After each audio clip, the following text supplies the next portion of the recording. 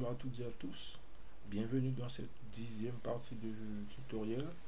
Alors pour nous permettre de gagner un peu de temps, j'ai beaucoup avancé en fait en caméra et vous verrez en fait que le rendu est vraiment beaucoup plus intéressant.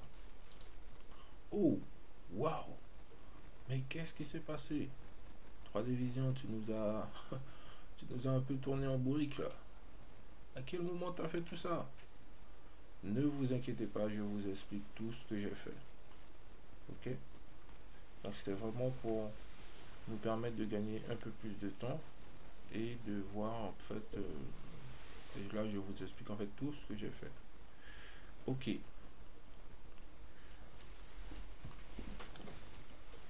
donc ici, déjà au niveau du matériau bois, tout ce que j'ai fait ici en fait c'est que je suis venu dans ces paramètres ici. Euh, alors je sélectionne le bois. Je suis venu assembler tout simplement en fait le matériau bois pour avoir quelque chose qui ressemble à ça. Donc ici, si vous remontez, vous verrez que je retourne vers la couleur initiale. Donc vous assemblissez tout simplement le matériau bois. Donc ces deux couleurs ici. Et vous rentrez aussi les mêmes paramètres que moi ici. Au niveau du robinet, c'est du métallique. Ok. Et puis pour qu'il puisse être aussi brillant, il ne faut pas oublier de venir activer ici le Screen Place Réflexion. Vous voyez, c'est ce qui va permettre d'avoir les reflets. Et vous rentrez aussi ces valeurs. Ici, vous pouvez activer le bloom aussi, donc pour avoir les effets de lumière ici. Et pour ce qui est des ombres, vous activez aussi l'ambient occlusion pour bien avoir les ombres dans les coins. Le motion blur, en fait, c'est pour la partie rendue d'animation. Je l'avais déjà activé. Et pour cette partie, voilà. Alors, j'ai opéré quelques petits changements aussi au niveau de ma chaise ici.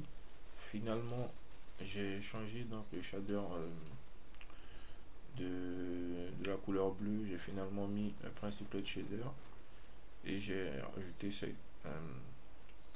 voilà, ces valeurs ici pour avoir quelque chose de tout petit peu plus brillant que du diffuse.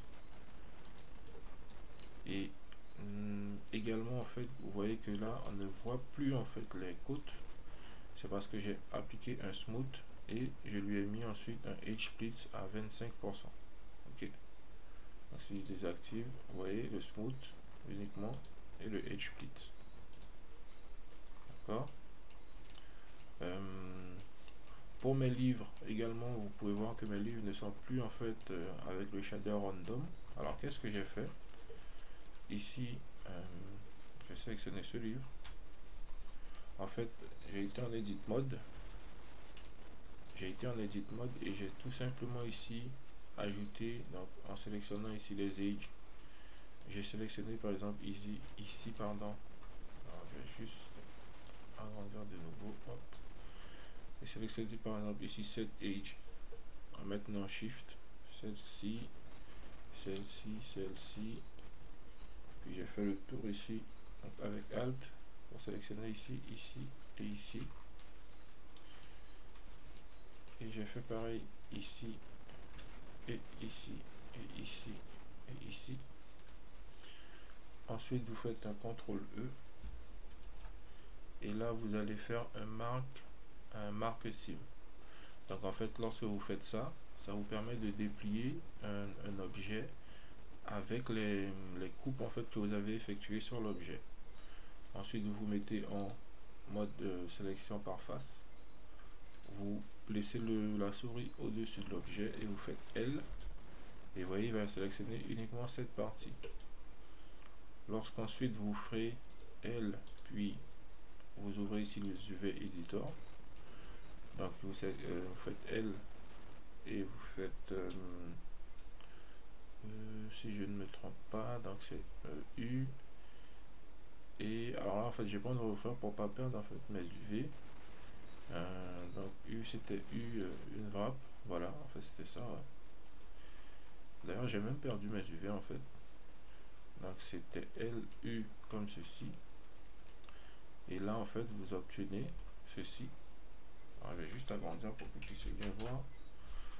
Et là, ensuite, vous utilisez tout simplement la sélection générale pour placer en fait le dépliage de votre V bien au centre. En fait, ici, cette petite partie, en fait, cette grande partie, c'est l'angle du livre. Donc, il faut faire ceci. B, vous sélectionnez tout. S en X, vous ramenez vraiment parce que c'est l'angle du livre en fait. Donc, vous ramenez ici au centre. Alors, normalement, je pense qu'elle devrait, l'angle du livre devrait se trouver donc, plus ou moins dans une de ces parties. Donc, par exemple, soit plus à gauche, donc G en X, soit plus dans la partie sombre. Alors, moi, je mets là, comme ceci. Vous faites la même chose pour le haut ici. Hop. Ici, au plan inférieur Y. Vous fixez à peu près là. Vous désélectionnez ici. Et vous ramenez à l'intérieur ce point ici comme ceci. Hop. Et la même chose, vous la faites ici. Hop. Donc G en Y. Et je ramène le point qui reste à l'intérieur. Hop. Voilà. Et ensuite, si vous retournez voir donc votre livre, vous voyez que il est parfaitement bien couvert. Alors là, en fait, le souci, c'est que je suis sur la mauvaise image, en fait. J'aurais dû aller donc sur la texture du livre, couverture, voilà. C'est celle-ci, en fait. Et là, hop, vous voyez mon livre. En fait, voilà, l'axe de mon livre. Ici, l'angle de mon livre se trouve juste là, sur cette image. Juste la recentrer rapidement. Hop, donc, CTRL A, B, et là j'ai X, voilà, S en X, je recentre à l'intérieur ici. Donc voilà, CTRL A. Et vous faites la même chose en fait pour l'intérieur ici du livre. Vous placez donc dans cette surface, vous faites L et U. En fait là j'ai dû faire une mauvaise manipulation, j'ai tout perdu. Vous voyez là, mais mon découpage était redevenu en fait revenu à la même position. Donc ici la face intérieure en fait ici ça devrait être ceci, il me semble. Donc là ce qu'il faudrait faire c'est sélection générale, j'ai un X, donc se placerait à peu près ici, rotation en Z 280, 90, rotation en Z 90, et là enfin S en X, à peu près comme ceci, S en Y, en espérant que je ne me suis pas trompé de côté. Voilà. Et là, finalement, on prend les points à l'intérieur ici pour les placer dans la zone. Donc, S en X. Et voilà, comme ceci. Ok. Une fois que vous avez fait ça pour un livre, ensuite, il vous suffit simplement, ici, je vais retourner dans les éditeurs de shader. Hop. Il vous suffit simplement en fait de faire cette composition donc pour appliquer la texture en fait. Donc ici j'ai la texture livre et un livre c'est ceci. Donc une image, je vais chercher la couverture de mon livre et je peux entrer ces paramètres à peu près. Donc le roughness à 0 pour avoir de la brillance en fait. Et voilà. Ok. Ensuite, qu'est-ce que j'ai fait d'autre? Donc bien sûr j'ai importé en fait plusieurs textures différentes pour les livres. Et là vous voyez que c'est déjà plus intéressant que d'avoir juste un matériau diffuse, puisque là notre scène est déjà un tout petit peu plus réaliste. Ensuite ici toujours sur le bureau, je suis venu assigner plutôt en fait à ces matériaux le noir glossy. Avant c'était le noir simple. Et vous voyez qu'on a quelque chose de plus intéressant. Donc le noir glossy, c'était aussi le principal shader ici. À ma petite tasse aussi, je lui ai assigné un principal pour avoir en fait de la brillance. Donc avec ces paramètres, le blanc, j'ai créé un blanc glossy. Mes écrans ici, je suis venu tout simplement faire une capture d'écran de mon ordinateur. J'ai enregistré les images sur le bureau, puis je les ai réimportées et j'ai fait un tout petit matériau comme ça. Donc c'est toujours pareil en fait. Une image, un principal et on garde des paramètres pour avoir de la brillance. Et j'ai justement ajouté 3 images différentes donc, de cette scène pour obtenir donc ces 3 écrans avec une interface Blender intégrée. Et également au niveau des écrans ici, j'ai changé le contour en fait des écrans pour du noir glossy. Ok. Ici, j'ai rajouté des feuilles de papier en fait. Voilà, j'ai rajouté des feuilles de papier. Ah, ok, donc c'est pour ça qu'il est fait alpha. On n'a pas besoin de ça en fait. Donc ici, toujours pareil en fait. Par contre, ici, je voulais pas de glossy, donc mon roughness, je peux même le monter davantage. En fait, ici, ce que j'ai fait beaucoup plus simple. J'ai directement en fait importé une image. Alors, il faut aller activer ici par contre, donc référence, donc add-on, vous tapez image et vous sélectionnez import image as plane, ok. Et lorsque vous êtes dans votre vue 3D, Shift A et dans image ici, vous retrouvez cette option ici. Et quand vous faites ceci, et bien en fait vous importez directement une image sur un objet plane en fonction de la taille aussi de votre image. Donc sur votre bureau ou là où vous voulez, vous récupérez une image et vous l'importez. Ensuite, en fait je vais le faire en fait, comme ça vous verrez. Hop, donc Shift A, image as plane, des stocks. Alors j'ai tellement d'images sur le bureau. Par exemple, je vais reprendre en fait celui-ci ou celui-ci. J'importe. Vous voyez. Et là, en fait, ensuite, j'ai tout simplement dans rotation 90 moins. J'ai fait une rotation, je suis passé en mode edit. J'ai rajouté une loop cut par exemple ici. Et j'ai tout sélectionné. Puis subdivision. Et là, avec les paramètres de subdivision, vous faites en fait ensuite un fractal pour froisser en fait l'image. J'ai fait le fractal, j'ai utilisé ensuite l'éditeur proportionnel, donc O. O en fait. J'ai dit éditeur proportionnel, voilà, juste là. Ensuite pour gonfler un peu, pour créer des déformations. Et ça m'a donné, ici je vais supprimer, cette feuille un peu abîmée. Ici j'ai fait exactement la même chose, mais cette fois-ci avec un cube. En fait j'ai pris un cube, j'ai fait un subdivise, j'ai froissé un peu et ça m'a donné ce résultat. J'ai appliqué ici la même texture. Donc en fait ça ressemble un peu à... Je vais juste désactiver le... c'est pas l'ambiant, en fait c'est les ombres en fait de ma lampe. Ok. Et donc ça m'a donné ce résultat ici, donc une feuille un peu complètement roulée sur elle-même et une feuille froissée. Pour mon éclairage ici, j'ai juste replacé aussi ma lampe au centre de ma scène. Donc j'ai fait Alt G pour la positionner ici, puis je vais faire remonter ici, vous voyez à la hauteur. Donc vraiment on aura en fait comme si il y avait une ampoule dans la pièce. Ok.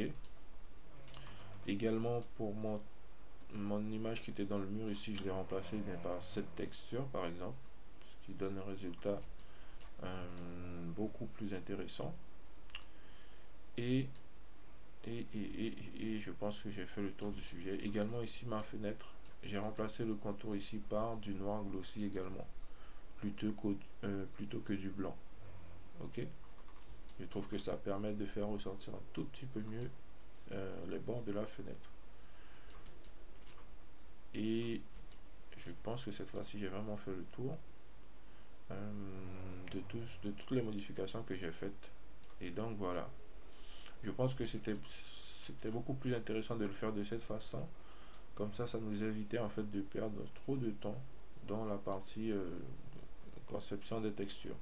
Puisque vous avez déjà toutes les bases, vous pouvez le faire de votre côté avec simplement les explications en fait.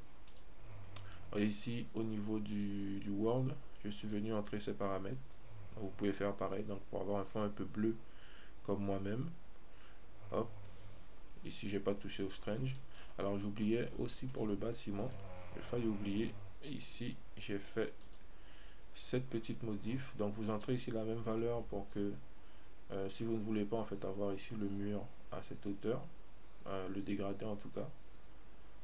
Donc moi j'ai rentré ces valeurs pour avoir un peu au ras du sol en fait cette partie donc de ma couleur.